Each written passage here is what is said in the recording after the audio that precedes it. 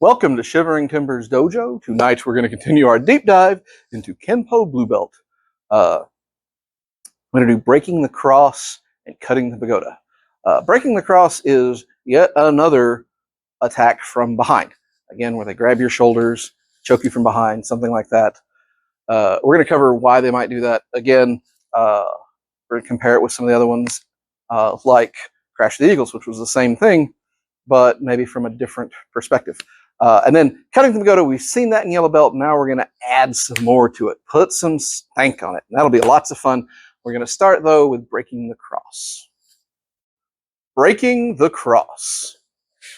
Breaking the cross is, again, done from a grip from behind, where we grab, we break, we come here, we break and kick, hit here, smash, smash, and out we go.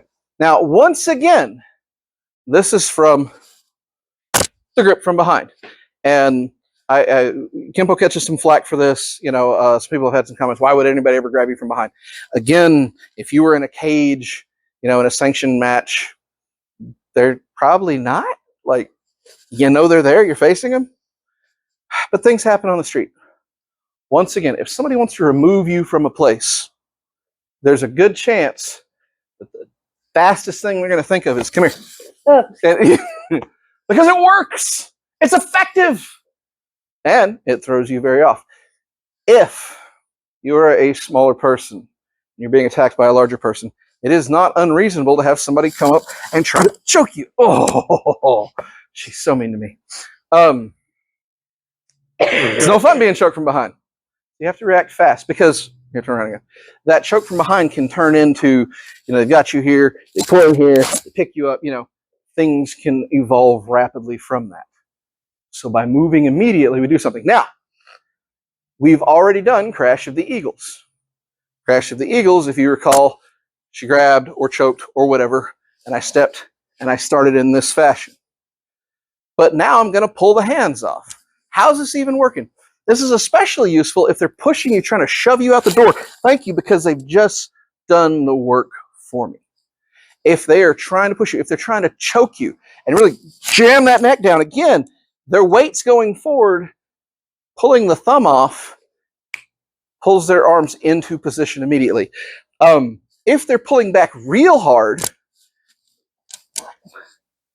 the top step from Crash of the Eagles works a little better. Now, sometimes they're just going back and forth, and you get what you can get when you get it.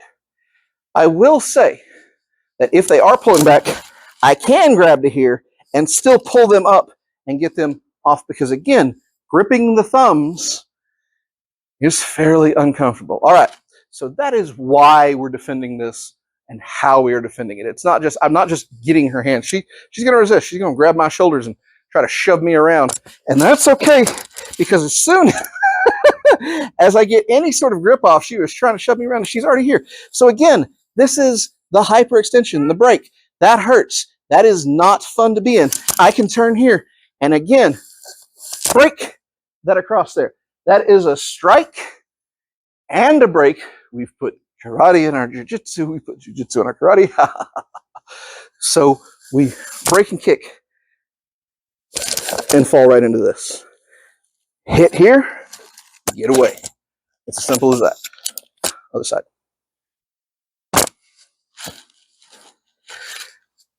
Grab here. Grab here. Hit. Hit. Fall into here. Smack that. Get out. You're done. The big thing to remember is when they're attacking you, grabbing you, there's only so many ways they can get you from here. If they've got you around the neck, I got a big bull neck. First things first, grab here, grab a thumb. That's now my personal property. Thumbs are easy to get. Grab again. If you got to grab a fingy, grab a fingy. That's now my personal property. Fingies are easy to get. If they've got a handful of gi, because they're grabbing here and they're trying to pull you around, again, when you step deep, those thumbs got to come up, and now they're mine, and pull forward and down. As you pull forward, down to there, and again, that breaking across, the breaking across, the boom, does not feel good. Now, aren't they going to fight it? Sure. How are they going to fight it? They're going to try to get inside. So what am I doing? I'm stretching them out. I'm pulling their hands to me. This is where she's weak and I am strong. Here's the weak. There's the hit. There's the hit. There's the hit. Okay? Mm-hmm. So as we do this, we've already established we're stretching them out. We keep that stretch so that when we hit, they're trying to pull away. Fine. Boom. Boom. All they managed to do was let me get inside so I can hit and sandwich. I can smack. I can go away. Once again, nobody's going to stand there for 1, 2, 3, 4 hits. They're going to fight back. Sure they are. Of course they're going to fight back. They're already fighting here. As they try and fight back, I'm already kicking this. When's the fight back coming? I'm hurting the arm. I'm hurting the head. I have an attack plan. If they punch at me, that's fine. It's a fight. You're probably going to get hit. Let them. If they throw a punch while I'm throwing a sandwich elbow right to the temple right here, I'll take that trade. That's a pretty good trade. One more time. She comes in here. She tries to pull her hands back. I'm simply not letting her by moving here. Again, cracking it and hitting. And by the time I let go, I'm already hitting. I'm already pulling her into position. If I get the groin shot, great. If not, smack it, hit them, get them away from you, improvise. Just because we have a move that we know we do this doesn't mean you can't go, well, I ain't got the shot. Fine, hit there. Do what you need to do. But remember, the important point is to keep your balance. And that's why stepping forward is really useful for this one. If they're trying to push you, I've got it. If they're trying to pull you, I've got it. Move back into them. Keep your balance. Breaking the cross. Yeah. Cutting the pagoda. So cutting the pagoda, we start just like we did in the yellow belt. She throws that overhand strike. Hit. 1, 2. Throw this off. Leopard strike or palm heel. Outside. Hit. Hit. Throw it off. Strike. Okay. So what are we doing and why? So remember in yellow belt, cutting the pagoda was a little simpler. We moved in, we hit here, we struck to the kidney in the back fist, and got the heck out the way. But now, we're going to stick around and fight them a little bit. We're feeling salty. So as we block this thing and step through and hit this, just like before, now we drop this and hit with this. Now, they're automatically going to drop this hand to try to cover and do something. Throw this hand up to clear, and then you get your strike in. Leopard fist. You're punching in the throat punch, the thrunch. Or, I will say, to punch someone in the throat is not as easy as it may look, especially if they've tucked their chin. If they have tucked their chin, you do the alternate version. So she comes in and hits. All right, so here, 1, 2. The alternate version, the palm heel. If they're worried about that throat shot, they're worried about that thrunch, because you've taught them a lesson already, perhaps, palm heel. Again, we're hitting them several times, and the question is always, well, how do you expect them to stand still while you're hitting them? I don't, nor should you. Now, we've been doing this from the standard strike to here. You probably, though my opponent currently is shorter than me, you probably won't see this from a shorter opponent. You will see a taller opponent doing that hammer fist strike because it absolutely works. Maybe if you have a smaller opponent, what you will see is the big overhand right. And the same thing applies. So she goes to throw that big overhand right, and I'm going to get down, and the same thing applies. Once again, hit here, clear this out, and hit. Now, I'm clearing this hand out from here. I've already hit here. I've already hit here. This hand's drawing. The only reason I'm clearing it out is so she can't block with that. And what if they try to strike with the other hand? That's cool too. Once again, yeah, let's keep it on the same side for this one. So she's coming in here. I hit. If she wants to throw this, that's fine. She's going to have to use it to block it instead. And again, I've already hit twice low, Gonna hit once high. What then? Do what you need to do. Improvise. Let's do one at speed, because this is not a, we are demonstrating control. We are demonstrating how to do this, but this is what it's going to look like at speed. About like that. Lots of kiais. Sounds funny. Throws your opponent off. And if you get hit, at least you're ready for it. Go from the other side. So again,